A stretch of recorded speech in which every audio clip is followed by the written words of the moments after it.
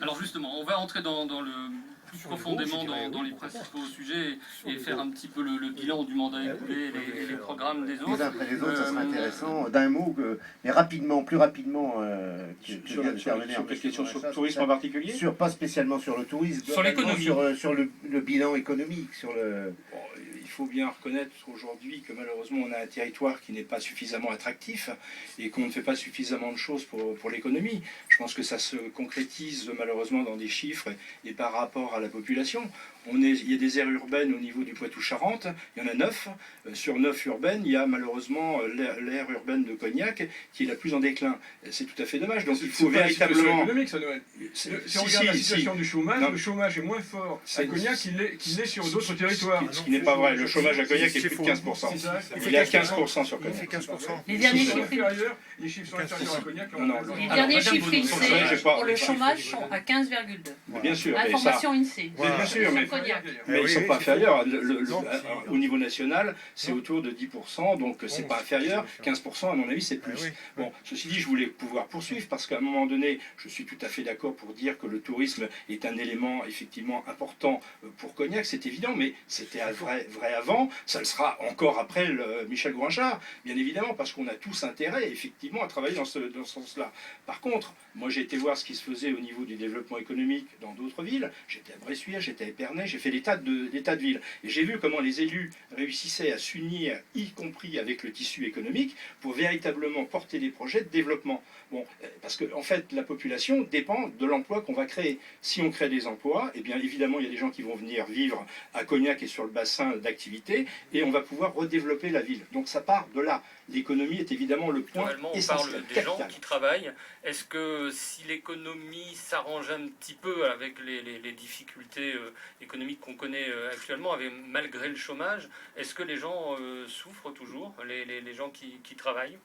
Bien sûr que les gens qui travaillent souffrent. S'ils sont payés au ras des pâquerettes, avec un SMIC, il est difficile de vivre, que ce soit à Cognac ou ailleurs. Et pour que l'économie reprenne, il faut donner du pouvoir d'achat aux gens. Et l'économie aussi sur Cognac, ce n'est pas que le Cognac. Si le Cognac va mal, la ville va mal. Donc on ne peut pas tout baser sur le Cognac. Il faut faire venir des entreprises sur Cognac. Mais ce n'est pas la peine de faire venir des entreprises, de déshabiller Paul pour habiller Pierre. Il faut se baser sur les énergies nouvelles, sur les nouvelles activités économiques. Très bien. Sur les aides économiques, quand même, je veux bien tout entendre sur Cognac, mais les aides économiques existent. Il y a des entreprises qui se sont installées parce qu'on a mis le coup de pouce nécessaire. Je prends Sam de Tsvar par exemple, c'est parce que la communauté de communes est accompagnée par la région et le département a apporté une aide financière qu'ils ont choisi d'installer leur siège social à Cognac et pas ailleurs. Et cette entreprise-là, non seulement elle a fait le choix de mettre son siège social là, mais en même temps elle a fait de Cognac un centre de formation qui réunit 500 à 600 salariés formés au cours de l'année, plus particulièrement sur la période hivernale, justement là où les hôtels et les restaurants sont peut-être les moins en phase avec la période touristique. Donc il y a une volonté. Et c'est pas seulement cela. Nous avons à la région créé les bourses Désir d'entreprendre, qui s'appelaient avant les bourses Tremplin. Les bourses Désir d'entreprendre, c'est concret. C'est concret quand je vais sous le marché et que je vois Madame Lassalle dans le commerce où elle travaille, je vois le nombre de personnes qui ont été aidées financièrement pour s'installer. On chiffre depuis 2008 plus de 180 personnes que la région Poitou-Charentes et la communauté de communes ont aidé à s'installer. Donc c'est pas neutre, c'est au moins un emploi, voire deux, voire plus à terme. Donc là vraiment il y a une aide économique. Et le total des aides sur la période doit se chiffrer à plus de 900 000 euros. Encore une question, Patrick, ensuite on parle de fiscalité. Rapidement, mais au niveau de... Je voulais juste faire remarquer qu'à mon avis, j'ai pas de chronomètre, mais Michel Gouinchard, c'est très bavard par rapport à aux gens qui sont... Vous en faites pas, on gère ça. Quelle est votre question? Est-ce Est-ce que vous n'avez pas quand même l'impression que Cognac est un véritable trompe-l'œil dans la mesure où Cognac, c'est le Cognac, et que finalement les leviers... Non, mais c'est quand même la réalité.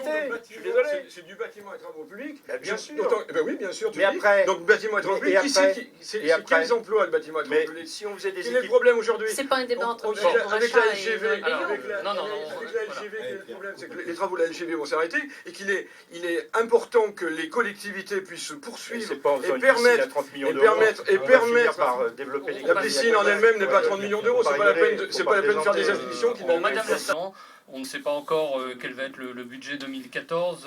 Michel Gourinchas, je crois qu'il va y avoir un débat d'orientation budgétaire En avant février. les élections, en Oui. février, pour décider d'une augmentation des impôts. Parce que Alors, vous le pouvez- budget d'orientation budgétaire permettra à tous les candidats, enfin pas Mme Lassalle puisqu'elle ne siège pas en conseil municipal, mais permettra à chacun d'expliquer comment il va faire pour gérer le budget de la ville sur l'année 2014, avec les diminutions de dotation d'État que nous subissons d'année en année, qui s'aggravent, et comme j'ai eu l'occasion de le dire, ce que Fillon avait fait, Hérault l'a confirmé. Donc, on n'est pas les seuls confrontés à cette difficulté. Sur les 30%, il faut savoir quand même, je suis prêt à, bien évidemment, à assumer ce qui a été fait, que si il n'y avait pas eu comment dirais-je, il y a des effets automatiques. Il y avait 9, 60 et quelques pourcents qui étaient effets automatiques. Les impôts auraient augmenté de toute façon de ce montant-là du fait de l'évolution des bases. Ça, c'est automatique. Donc ensuite, le reste, c'est des choix politiques. On a décidé de faire bouger Cognac. On s'était engagé sur un programme, on l'a mené. Et je pense que quelque part, les Cognacés se reconnaissent dans ce que nous faisons. Il suffit de voir les animations que nous réalisons à Cognac pour constater qu'ils sont quand même plutôt satisfaits de ce que nous faisons que ce qu'ils avaient pu connaître précédemment. Isabelle On verra ça le Lassalle. 23 mars. Mais t'inquiète pas. Isabelle, Je voulais revenir sur la parole à- fiscalité, sinon. Oui, pas de problème, Je c'est voudrais revenir prévu. sur la fiscalité. Madame Bonneau, la fiscalité, les impôts, c'est quelque chose qui est lourd. Vous parliez tout à l'heure des problèmes de pouvoir d'achat des Cognacés. On imagine que les impôts, c'est important aussi pour... Bien sûr. Et nous n'augmenterons pas la fiscalité. Et il y a des choix à faire. Nous nous retournerons vers le citoyen en faisant des référendums, en leur demandant ce qu'ils veulent faire. Parce qu'il faudra faire des choix.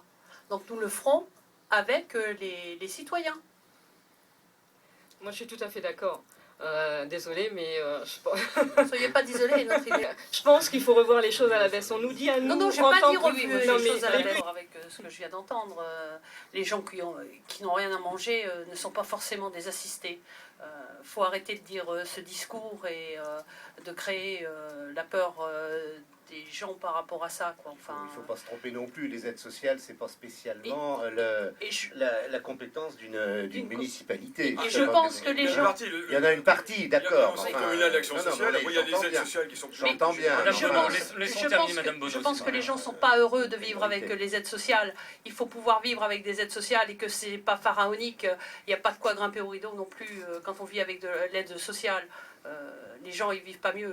Faut Noël arrêter. Belliot, vous dites aussi, Non, moi je n'augmenterai pas les impôts. Est-ce que c'est possible Oui, ça c'est un engagement que nous avons dans la pris, mesure qui est un où il y a peu- des dotations qui est de un- l'État qui sont de plus en plus... Nous sommes effectivement... Vous c'est vous un inspirez de Ségolène Royal. C'est un alors. engagement qui est ferme, c'est-à-dire nous n'augmenterons pas le taux des impôts communaux pendant 6 ans. Ça, c'est Comment tout à vous fait... allez faire? Justement, Allons-y. bon, il y a un paradoxe à Cognac quand même qui est assez surprenant, c'est que bon, évidemment, on peut ne pas vouloir parler de la communauté de communes, malgré qu'on va voter pour des conseillers communautaires, donc c'est-à-dire que les choses sont extrêmement liées et il va falloir se prononcer sur des projets qui sont globaux.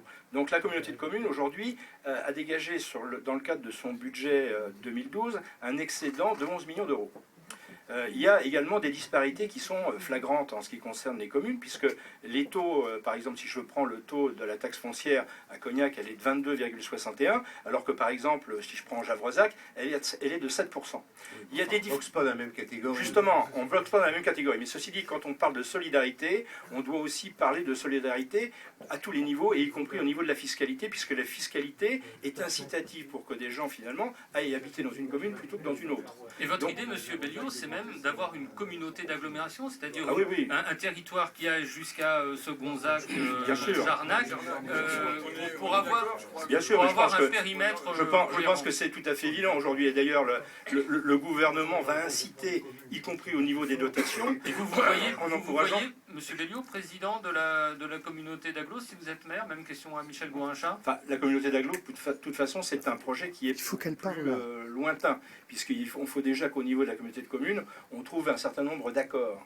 Bon, je pense qu'effectivement, la Oui, ville de absolument, Cognac, absolument. qui représente 54% de la population de la communauté de communes, se doit d'être à la tête, ou du moins d'avoir un candidat qui pourrait être élu. Bon, ça me semble être une chose à peu près naturelle, et je pense que maintenant tout le monde est à peu près d'accord. La grosse faute justement de l'équipe actuelle, c'est de ne pas avoir pris ses responsabilités politiques en 2008 et d'avoir assumé justement cette responsabilité. On n'aurait pas eu cet immobilisme pendant 6 ans et on n'aurait surtout pas eu des excédents qui aujourd'hui font que la communauté de communes n'a rien fait. Elle porte aujourd'hui les... Robert Richard n'est pas candidat à la mairie le président de la communauté de communes n'est pas...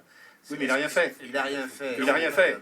Il n'est pas là pour s'exprimer. Mais on est d'accord, mais restons sur Cognac. la responsabilité, c'est que Cognac n'a pas pris ses responsabilités. Madame Bonneau Il ne faut pas laisser dire ça quand même, c'est pas vrai. Je vais laisser parler Brigitte, mais je ne peux pas laisser dire ça. Madame Bonneau est trop timide pour prendre la parole. Allez-y. Non, mais moi ce que je veux dire, c'est que dans les candidats qui sont présents, nous avons signé la charte anticorps et nous sommes les seuls à l'avoir signée. Pourquoi il y a beaucoup de corruption à Cognac ? Très bien.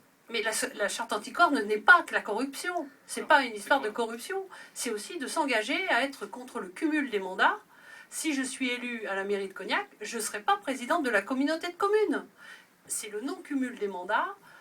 C'est donner par exemple à la commission économique la présidence à l'opposition. Et c'est pas faire plus de 2 mandats. Votre souhait aussi, c'est de développer les conseils de quartier sur Ah bah ça c'est la démocratie, oui, bien sûr, donner clairement. mettre plus de démocratie. Michel Gourinchat, on revient sur... On va revenir sur les deux choses histoires. quand même. La communauté de communes, et Noël Billot le sait bien, donc il ne faut pas jouer l'hypocrite.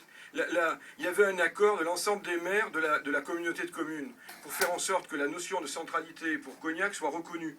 Mais la loi telle qu'elle a été imaginée, justement pour une volonté de concentrer autour des communautés de communes, la loi fait que si on n'obtient pas l'unanimité des votes, c'est considéré comme zéro. Donc il a suffi... Il s'agissait de 65 000 euros. Non, mais est-ce que la ville de Cognac, c'était pas justement 65 000 euros. Justement, ce n'était t'avais pas fait ton bon calcul, Noël. Si, c'était 65 000 euros. Si nous avions mais non, bien sûr que non. Pour 2013, c'était Non, mais c'est pas le débat entre tu me laisses monsieur finir Gourinchat le et problème. monsieur Non, mais Billot. Voilà. prenez la parole, Madame Bonneau, vous êtes là pour ça. Attends, mais juste, je voudrais quand même finir là-dessus. Cool. C'était pas 65 000 euros, Si, c'était si. 65 000 euros. Ah, Si on c'est était... bien 65 000 euros.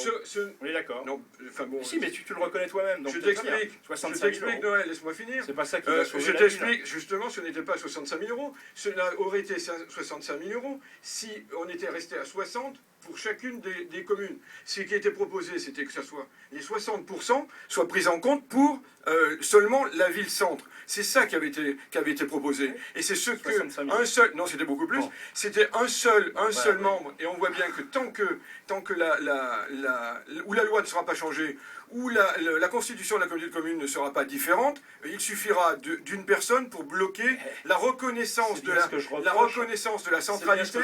C'est La reconnaissance de la un petit peu centralité trop pour la technique ville-centre. peut-être là. Ça fait 6 ans qu'on demande finalement qu'il y ait un nouveau pacte et une nouvelle fiscalité qui soit mis en place au niveau de la communauté de communes.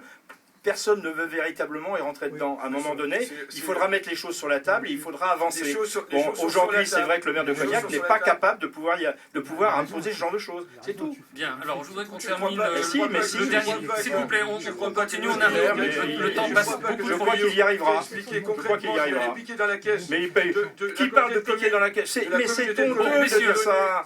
C'est absolument honteux. Pourquoi de toute façon, On vous entend de Coin, vous êtes aussi La présidente de l'association Oui, et accédant à la propriété du Cognacé. D'accord. Pas que de Croix. et vous êtes également administratrice de Logélia. Ça veut dire que le point de vue des locataires sur le logement à Cognac, vous connaissez bien. Qu'est-ce qu'il faudrait faire pour développer un petit peu le logement? Est-ce que tout va bien dans le meilleur des mondes? Tout va certainement pas bien dans le meilleur des mondes. Je veux dire, la situation du logement sur Cognac n'est pas tendue. À Logélia, il y a des logements vacants. Et en tout cas, il faudrait peut-être redynamiser le logement en centre-ville. Voilà. Parce qu'en centre-ville, il y a plein d'appartements vides. Donc là, il faudrait peut-être donner, 12% aider les locataires. Non, mais c'est vrai. Mais de là à aller construire un quartier à l'extérieur où il y a actuellement des terres agricoles, c'est autre chose. Exactement. Nous, notre priorité aussi, c'est effectivement de reconquérir le centre-ville et justement d'y apporter des logements qui soient adaptés aux familles et par rapport à la demande qui est aujourd'hui. Madame la C'est ce prenez qui la nous parole. oppose aussi aux candidats socialistes. Oui, moi je veux dire que le logement n'est pas tendu sur Cognac au niveau de Logélia. Mais plutôt que de faire le fief Caillon, qui sont des terres agricoles et que nous voulons garder en terres agricoles, pourquoi, avec l'hôpital qui vient de partir, faire un nouveau quartier, en faisant peut-être un écoquartier, en faisant venir des bailleurs privés, avec une charte pour pas que les logements soient trop chers, en faisant un petit collectif, de l'individuel, en faisant un nouveau quartier, avec des terres qui sont déjà perméabilisées, plutôt que le fief Caillon que nous voulons garder en terre agricole, pour faire du bio, et voilà, pour les cantines. Alors, le fief Caillon, Ça pour tombe- les ça tombe très bien. non-cognacés. Je veux dire, voilà, je pense qu'on est arrivé à quelque chose, on va peut-être être d'accord, en fin de compte. À la fois, il y a le logement social, qui est important. Il y a la nécessité de redynamiser le logement en centre-ville. Mais comme l'a dit Madame Lassalle, on est confronté souvent avec des propriétaires relativement âgés qui ou ne veulent pas vendre, ou ne veulent pas faire de travaux. Mais là, il y a un travail à mener là-dessus. Et il y a la nécessité, pour répondre aux besoins de jeunes couples, notamment avec enfants, de leur trouver des espaces d'habitat qui ne soient pas des espaces de centre-ville. Et donc, effectivement, quand on a réfléchi dans un premier temps sur le plan local d'urbanisme, il y avait une zone qui s'est dégagée, qui s'appelle le fief Caillon. Mais aujourd'hui, avec la volonté de Veralia de vendre le terrain qui se trouve derrière l'ancien hôpital, ça ne va pas parler aux auditeurs de Charente-Maritime, mais pour ceux de Cognac, ça leur parlera. Avec cette volonté-là, on voit bien qu'on peut redynamiser tout un secteur, à la fois avec l'ancien hôpital sur lequel il y a des travaux à mener, et en même temps avec une zone derrière sur laquelle on peut faire un écoquartier qui répondrait aux besoins de jeunes couples, voire de couples moins jeunes, mais toujours est-il avec un espace de vie qui ne soit pas seulement un appartement. Il y a des gens aujourd'hui qui vont Mais vous n'avez pas assez de foncier sur Cognac. qui vont acheter ou qui vont faire construire sur d'autres communes que Cognac, justement parce qu'ils ne trouvent pas dans Cognac. Et on en a de nombreux qui s'adressent à nous. Ce n'est pas un problème de fiscalité. Quand on habite à 15 km, Demandez aux gens. Noël, c'est parce que Demandez aux gens. tu n'habites pas à 15 km. Oui, non, mais je sais bien. Mais Tu habites juste à côté, tu n'habites pas à 15 km. Non, ouais. Pour ceux qui habitent à 15 km, quand on compte les frais d'essence, et on sait que cela risque de s'aggraver, on voit bien qu'il y a une vraie difficulté. Et oui, comme vient de le dire Pierre Marsat, il y a un problème de foncier sur Cognac. Et donc ce problème de foncier, on doit le porter. C'est justement l'objet du plan local d'urbanisme qui a été travaillé en concertation avec la population, avec les habitants, avec les conseillers de quartier. C'est comme ça qu'on a réfléchi à quelles zones étaient des zones à réserver à l'habitation. Très court et on arrête. Juste parce un que mot l'heure est sur déjà le passée. sujet. Bon, c'est vrai qu'il y a un plan local d'urbanisme qui a été mis en place, enfin, qui a été initié en 2006. Il était quasiment fini en 2008. Aujourd'hui, nous sommes en 2014 et ce plan local d'urbanisme, après 6 ans de gestion socialiste, finalement, est revenu au point de départ. C'est quand même extraordinaire. Comment voulez-vous qu'on puisse avancer à un moment donné? La politique de Michel Gouin-Chas, c'est un pas en avant, 2 pas en arrière pour tous les sujets. Ça a été comme ça pour toute la politique pendant 6 ans. Je pense que Noël, il ne vit pas dans la ville, il n'est pas au courant. Oui, mais j'y suis élu depuis 1995. Le cépage, l'espace jeune, et puis un certain nombre d'autres choses que nous avons faites. Parce qu'il va chercher l'emploi, ça c'est des impôts nouveaux. Nous avons fait. Ce sont des impôts nouveaux. C'est quelque chose que tu supprimeras, les conseils de quartier. Bien sûr que non. Bien sûr d'arrêter ce débat pour ce premier tour. Premier débat donc de France Bleu La Rochelle avec Sud-Ouest pour les élections municipales. Aujourd'hui c'était sur Cognac. Nous aurons naturellement d'autres débats. Puis nous aurons aussi des débats entre les deux tours. On aura le temps de revenir sur tous ces sujets. Merci mesdames, merci messieurs. Merci à Patrick Guilloton de Sud-Ouest d'avoir participé à ce débat. Et bonne soirée à tous.